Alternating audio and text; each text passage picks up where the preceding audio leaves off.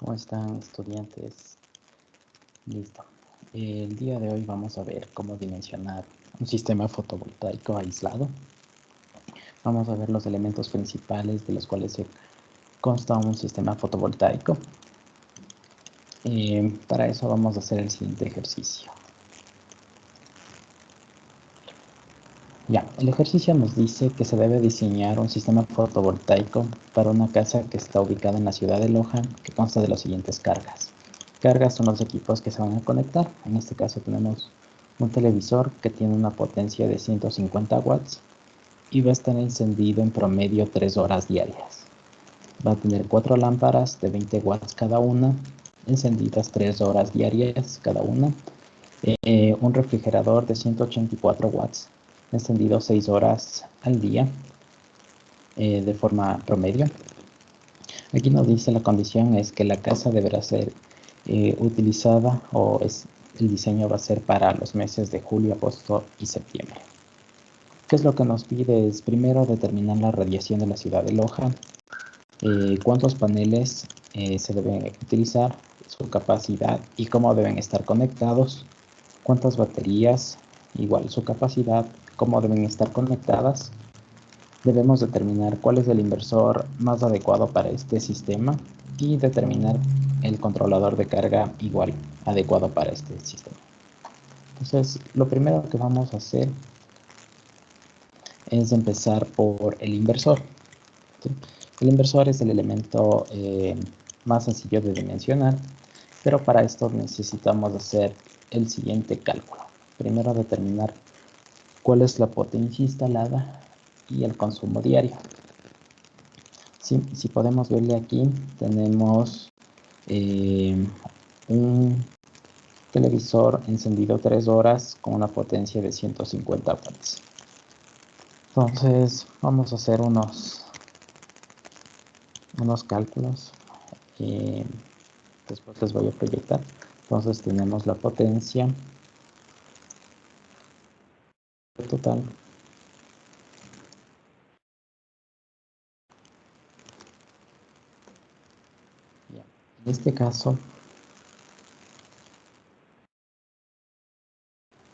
En este caso, de aquí hay que tomar en cuenta que existen equipos que tienen más de un elemento, como es el caso de las lámparas. Entonces vamos a sumar todo esto. Tenemos primero 150 watts del televisor. Después vamos a tener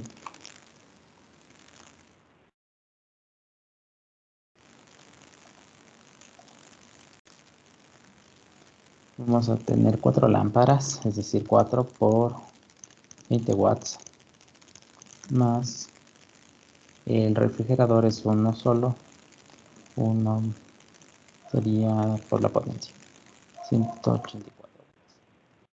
Esto nos da un total de 414 watts, que sería la potencia total. Y por otro lado también debemos calcular el consumo. La potencia total es cuánta energía yo podría requerir en una hora de funcionamiento. Ahora vamos con el consumo. Consumo total. En este caso el consumo total es la multiplicación de cuántos equipos tengo por el número de horas que están encendidas y por su potencia. Entonces en el primer caso tengo 1 por está encendido 3 horas por 150 watts. Más el segundo tengo 4 por 3 horas por 20 watts. Más voy a tener, les voy a proyectar el cálculo que estoy haciendo.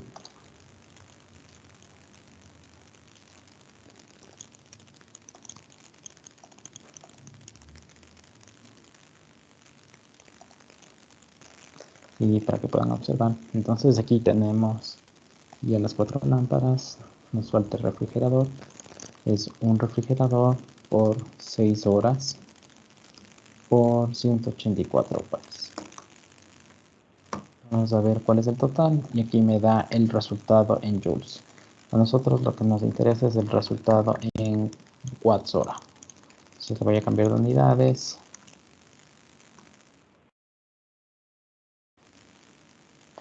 Y me da 1794 watts hora. O en kilowatts hora 1.794.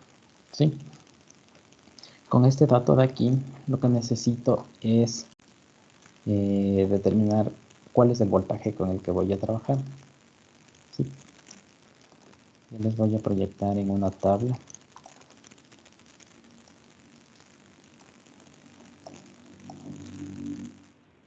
Y si pueden ver aquí en la tabla, esta es una tabla que nos recomienda qué voltaje se debería utilizar para este sistema. En el caso de aquí, nuestra potencia es de 414. Entramos aquí y vemos que es menor que 500. Por lo tanto, el voltaje que voy a trabajar,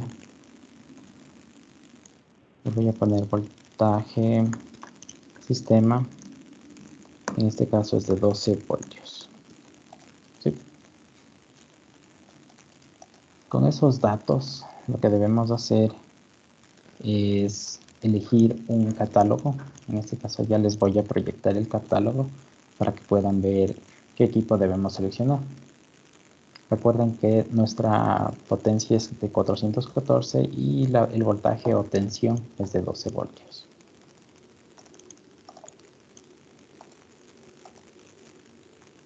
Vamos a compartirles la presentación. Listo. Entonces, en esta presentación podemos ver que con estos dos datos, 414 y 12 voltios, debemos buscar un inversor que cumpla estas condiciones. En este caso es de una marca Phoenix. El voltaje está tenemos algunas opciones, 12, 24, 48 voltios.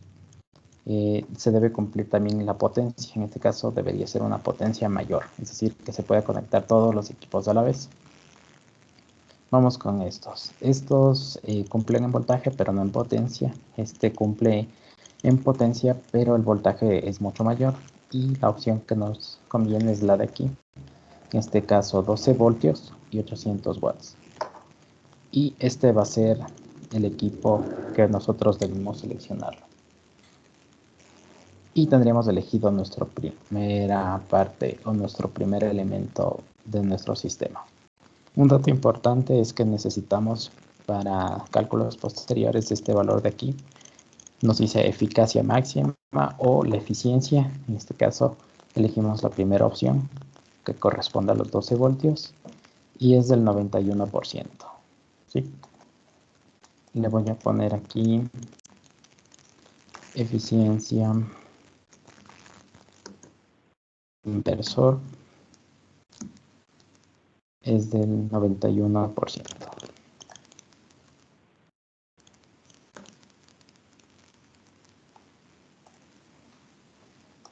Listo. Sigamos adelante. El siguiente paso para proseguir con el cálculo es analizar el recurso solar. Dentro del recurso solar, nosotros podemos obtener varias fuentes para estimar este dato. Las unidades con las que vamos a trabajar van a ser vatios hora sobre metro cuadrado día. Los datos pueden ser obtenidos del Atlas Solar, datos de servicio meteorológico o de software que contengan esta información. Vamos a analizar el ejemplo del Atlas Solar. Este es el Atlas Solar, es básicamente la representación de un mapa donde nos indica la radiación. Existen algunos tipos, como vimos en la clase anterior, difusa, directa y también la global. Está dividido por los meses del año, en este caso es enero. En la parte inferior nos da una escala de colores que nos indica cuál es la radiación promedio del mes de enero en un determinado sitio.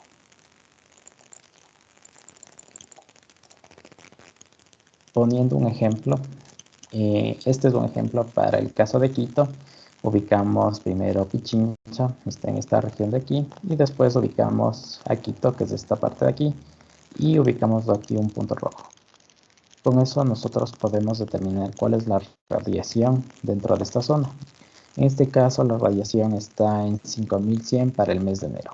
Y Muy importante tomar en cuenta que nosotros necesitamos la radiación global, no solo la directa o solo la difusa, sino la total o global.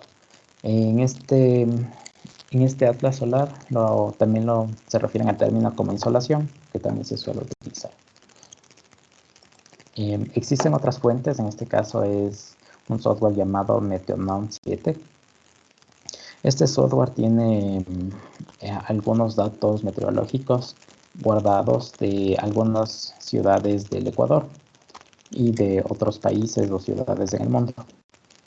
Hay que tener cuidado, el momento de elegir una ciudad hay que ver cuál es la fuente. En algunos casos proviene de estaciones meteorológicas y en otros casos provienen de interpolación entre dos puntos conocidos. Para el caso de Quito es un dato real, pero también hay que tener cuidado en esta parte de aquí. Si notan, las unidades que nos arroja el Meteornom es kilovatios por hora sobre metro cuadrado, que significa que ellos lo que hacen es sumar toda la radiación de cada mes. Entonces, para poder transformar a las unidades que necesitamos, debemos dividir para el número de días que tenga cada mes. Y tenemos los datos aquí. Vamos a ver otro ejemplo de fuente. Y es el que tenemos aquí. Tenemos datos de radiación, en este caso de Quito, pero provenientes de la Secretaría del Ambiente. ¿Sí? Si logran ver las tres fuentes, vemos que ninguno de los tres datos coinciden o están muy cercanos. Y esto se debe a algunas razones. Empecemos por aquí, por el dato del software.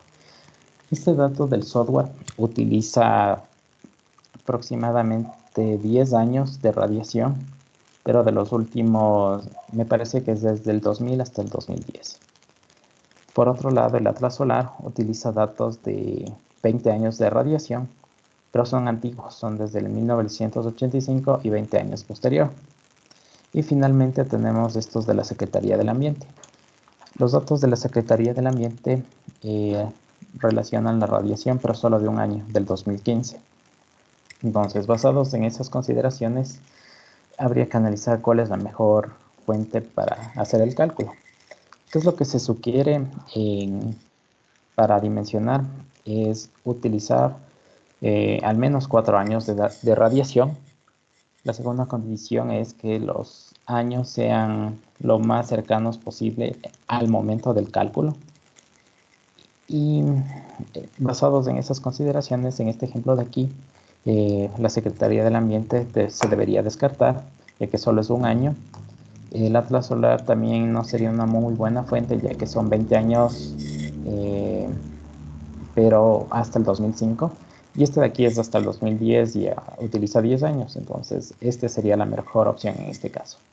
No significa que estos de aquí quedarían descartados. Se podrían utilizar, pero siempre y cuando no se tenga otra fuente y tomando en cuenta esa consideración. Regresando al ejemplo, vamos a la parte de acá. Aquí tenemos nuestro ejemplo de el análisis del recurso solar. En este caso tomamos datos de Meteornom 7 para la ciudad de Loja, son los datos que tenemos aquí. Estos datos se los dividió para el número de días que tiene cada mes y con eso tenemos los datos de radiación diaria. ¿Sí? Aquí aparece un concepto que vamos a utilizar que se llama factor de energía. ¿Qué es el factor de energía? Es la relación entre radiación y consumo. En este caso lo tenemos calculado aquí al factor de energía. Y en estos aparece 100 porque nos hizo el cálculo. Solo nos interesaba julio, agosto y septiembre, que era del ejemplo. Entonces, ¿qué es lo que se hace? Es relacionar la peor condición tanto en la disponibilidad de recurso de radiación como respecto a la cantidad de demanda de consumo que tenemos en el mes. En este caso, en la parte de consumo de energía, tengo un consumo constante. Me da el mensual o el diario. Pero si comparamos o analizamos, vemos que es del mismo valor. Pero en la realidad no siempre ocurre esto. ¿Qué puede ocurrir en la realidad? Es que determinados meses del año voy a tener mayor cantidad de consumo de energía. Por lo general, cuando ocurre esto es cuando son épocas de vacación o cuando hay un cambio de estación, por ejemplo en la costa, cuando comienza a hacer más calor, necesitamos de ventilación o aire acondicionado. ¿Sí? Entonces es importante realizar ese factor de energía para elegir la peor condición tanto en disponibilidad de radiación o de recurso solar y de consumo de demanda de energía. En este caso, el peor mes que tenemos es el mes de julio. Obviamente aquí sería suficiente solo analizar con el recurso solar, es el que menor radiación tiene. ¿Por qué se elige el mes con la peor radiación solar? Recuerden que este sistema trata de dimensionar para las peores condiciones, es decir, que cuando no tengamos suficiente radiación, el sistema siga funcionando. Y vamos a tomar este dato de aquí. Vamos a la siguiente parte, que es la batería. ¿Cómo dimensionar una batería? Para dimensionar una batería, vamos a analizar algunos aspectos o algunos valores que necesitamos considerar para dimensionar. Primero empecemos con el N. N representa el número de días de autonomía que va a tener mi batería. ¿Cuándo ocurre esto? Vamos a tener días en los cuales no va a haber suficiente radiación para poder cargar nuestra batería. En esos casos, lo que se debe hacer es dimensionar para los días que nosotros estimemos que no vamos a tener suficiente radiación. Estos valores pueden ir, bueno, aquí nos dice de 4 a 6, pero de hecho podría ser de 3 a 6 días para lugares o instalaciones que no sean, mejor dicho, para instalaciones que no sean críticas. Por ejemplo, para una casa o algo que no sea un servicio de emergencia. En función de qué va a estar esto del lugar y las condiciones climáticas. Si tenemos un lugar que conocemos que la radiación, o mejor dicho, que vamos a tener mucha nubosidad o va a estar muy nublado, este número debería ser el mayor, es decir, 6 días. Un ejemplo podría ser tal vez para Nono, la mayoría conoce Nono. En el caso de Nono deberíamos dimensionar para 6 días. Otro ejemplo, para el caso de Quito podríamos utilizar un valor de 3 días. ¿Sí? Va a depender del lugar donde nosotros implementemos el sistema. Vamos al siguiente valor, que es la profundidad de descarga. La profundidad de descarga es qué porcentaje de la batería yo voy a utilizar. Es algo similar a lo que ocurre con los celulares. Y nos indica qué porcentaje estoy utilizando de la batería. ¿Qué es lo recomendado, por ejemplo, en los celulares? Es no descargarlos totalmente, ¿sí? Máximo llegar hasta un 30, 40% y después de eso volverlo a cargar. Lo mismo ocurre con las baterías para los paneles fotovoltaicos. Entonces, lo recomendado es trabajar en este rango, es decir, utilizar 30 al 50% y máximo hasta el 80%. ¿Sí? Si nosotros sobrepasamos este 80%, lo que estamos haciendo es que el proceso de carga de la batería se vuelva irreversible. Es decir, la batería va a durar muy corto tiempo y tendremos que reemplazarla. Muy importante, esta profundidad de descarga determina también el tamaño de batería, el número de baterías que vamos a tener. Si el valor está entre el 30%, voy a requerir muchas más baterías. Pero si yo elijo 80%, el número o cantidad de baterías va a ser menor. Dentro de este también tenemos unos factores KB, KA, KC, KV y finalmente tenemos el rendimiento del sistema. Estos factores están relacionados con cómo instalamos la batería. Empecemos por el KB. Son las pérdidas de rendimiento en el acumulador y este está directamente relacionado con la profundidad de descarga. Cuando nosotros utilicemos valores entre 30 y 50, este valor se va a utilizar el valor de 0.05. Pero si nosotros utilizamos valores altos como el 80%, el valor debería ser de 0.1. Vamos al coeficiente de descarga o coeficiente de autodescarga. Este por lo general son valores fijos, va a depender del tipo de batería. En este caso la batería que se suele utilizar son las de plomo ácido y el valor que se utiliza es este valor de aquí, 0.002 y está en estas unidades, por porcentaje por día. Vamos al siguiente, que es coeficiente de pérdidas del inversor. El coeficiente de pérdidas del inversor es el valor que nosotros vimos hace un momento del inversor, ¿recuerdan? En la parte de aquí determinamos que el valor de eficiencia era del 91%. ¿Sí? La diferencia entre el 100% y este 91% nos da 9, que es el valor que tenemos en la parte de aquí, 9%. Finalmente tenemos el KV, que es coeficiente de pérdida por calor. Este está relacionado con el cableado que nosotros vamos a tener en nuestro sistema. Para que tengan una idea, si un cable es muy delgado, obviamente hay que hacer un dimensionamiento que no sea demasiado delgado, pero si es delgado, lo que va a ocurrir es que se va a calentar ese cable. Entonces vamos a tener una pérdida mayor, en este caso 0.15. Pero si nosotros dimensionamos con un cable de mayor diámetro, este valor lo podemos bajar hasta 0.05. Esto está en función, hay unos cálculos dependiendo de la corriente que va a pasar y con eso se puede determinar la batería, la pérdida de este KV. Finalmente, lo que se debe hacer es aplicar esta ecuación de aquí, que nos dice 1 menos corchetes, abro paréntesis, 1 menos KB menos KC menos KV, cierro paréntesis, multiplicado por KA, multiplicado por el número de días de autonomía dividido para la profundidad de descarga, menos KB menos KC y menos KV. Eso nos da el rendimiento del sistema, es decir, qué porcentaje estoy aprovechando de la energía que está llegando a la batería. Ya, en la parte de aquí tenemos una tabla. Todas las baterías van a tener una tabla similar que nos relaciona el número de ciclos con el porcentaje de profundidad de descarga. Recuerdan que la profundidad de descarga determina el número de baterías, pero adicionalmente también determina el tiempo de vida útil de una batería. Este número de ciclos, por lo general un ciclo se da de un día a otro, es decir, que estos ciclos representarían número de días de vida de una batería. Y vamos a relacionar con ejemplos. Vamos a verle, si yo tengo una profundidad de descarga del 80%, mi vida útil va a ser un valor de 600 días aproximadamente, ¿sí? Más o menos 2 años. Si yo le disminuyo la profundidad de descarga a un 30%, que es el valor de aquí, voy a tener un valor de 2400 días, ¿sí? Entonces podemos ver la diferencia de vida útil que va a tener cada cada batería dependiendo de la profundidad de descarga.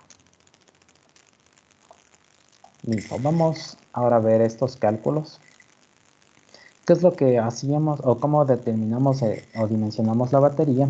Una vez que tenemos el rendimiento, vamos a proceder a calcular la capacidad útil del acumulador.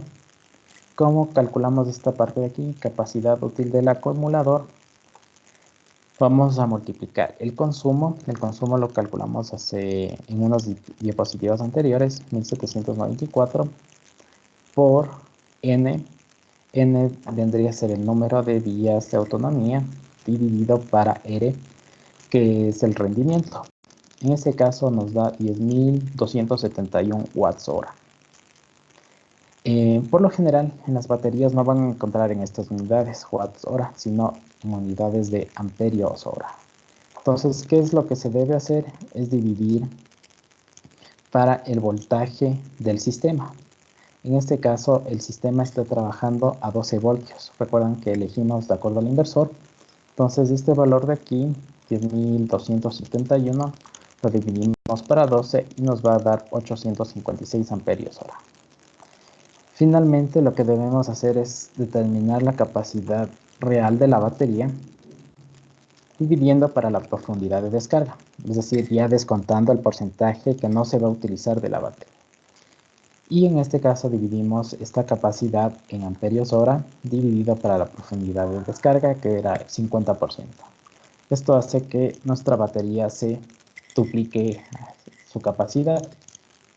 Obviamente, si solo consumo la mitad, voy a requerir el doble de capacidad. ¿Qué es lo que ocurre con esto? Es que, regresamos aquí, es que en el mercado no existe baterías de esta capacidad. Entonces, lo que se debe hacer es utilizar baterías de menor capacidad y conectarlas de cierta forma para llegar a obtener esta capacidad. Entonces, vamos a la siguiente, vamos a determinar cómo calcular esto. Entonces, lo que hacemos es la capacidad requerida del sistema dividido para la capacidad de la batería que encontramos comercialmente. Obviamente los dos están en amperios hora. Si hacemos la división nos da un valor de 11 con algunos decimales. Lo que se le hace es redondear al inmediato superior y después ya tenemos el número de baterías que deben ir conectadas en paralelo. Con ese dato nosotros dividimos ese voltaje que necesita el sistema para el voltaje que tiene la batería, que en este caso era una batería de 12 voltios. Tenemos 12 dividido para 12 nos da 1 y tenemos el número de baterías que necesitamos en serie. Y finalmente multiplicamos estos dos valores, baterías en paralelo, con las baterías en serie y obtenemos cuántas baterías requiere nuestro sistema. En este caso, el número total de baterías van a ser 12.